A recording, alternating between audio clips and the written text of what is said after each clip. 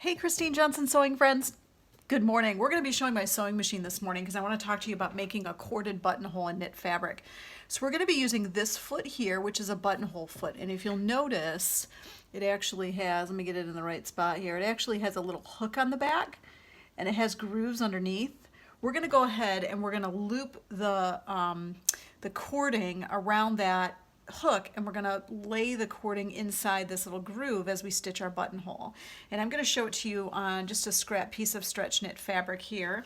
And I'm using standard kids or kitchen cord, you know what I mean? You can also use, there's something called like crochet cord that you can find at the craft store. And normally I have a big roll of it. I can't seem to put my hands on it right now. I think it's in my knitting supplies actually. I sometimes use it for seaming up things when I'm knitting because it's a little bit stronger than the regular yarn.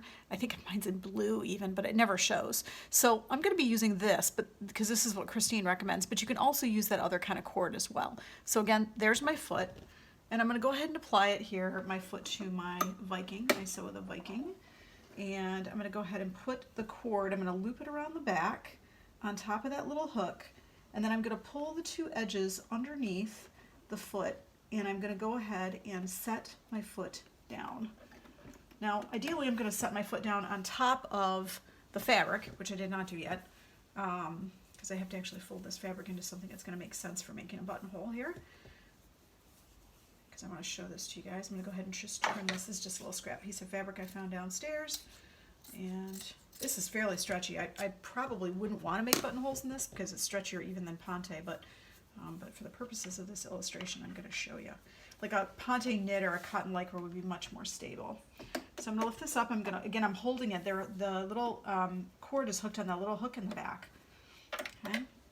And of course, my buttonholer, like your buttonholer, works from front to back. So I'm going to position it about where I want. Again, I would have already drawn my buttonholes on it.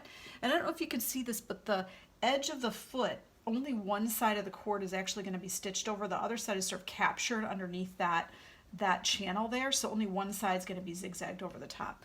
Okay, so my zigzag stitches are down here. They're number 26 in my old machine here. And I'm going to go ahead and I'm going to hold my two cords in the front like this. And I'm going to go ahead and let my buttonholer do its buttonhole thing.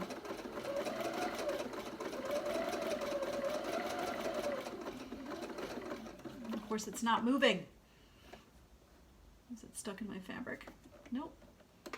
I'm going to go ahead and extend my stitch width here, my stitch length. Okay, there we go. That might help it move. But there we go. Now we're moving. Just because I want to show this to you. And then when you get down here to the end of where your buttonhole is, you're going to go ahead and tell your buttonholer to come across. And I don't think I did this one correctly, you guys, but it is going over the top of the cord, which is the important thing because it's the part I really want to show you. So it is going over the top of the cord, and then when I finish my buttonhole, I'm going to say, go ahead and finish buttonhole, and it's going to do its thing. Okay.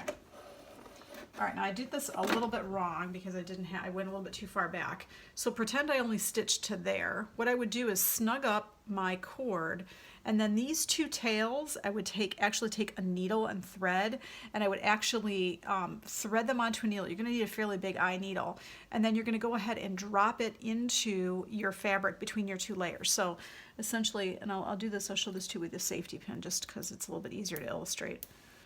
Oh, there we go. So let's say I threaded this onto a big needle.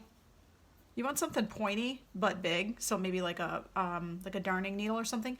And then you're actually going to go ahead and stick the needle right inside the fabric here, just into one layer. And you're going to go ahead and pull the needle on the inside and then push it back up through the fabric, because remember your needle's on the inside of your facing at this point. You're going to push it back up through the fabric to take the needle completely out, and then you're going to let go. Now sometimes this little thread will come out with you out through the hole. What you want to do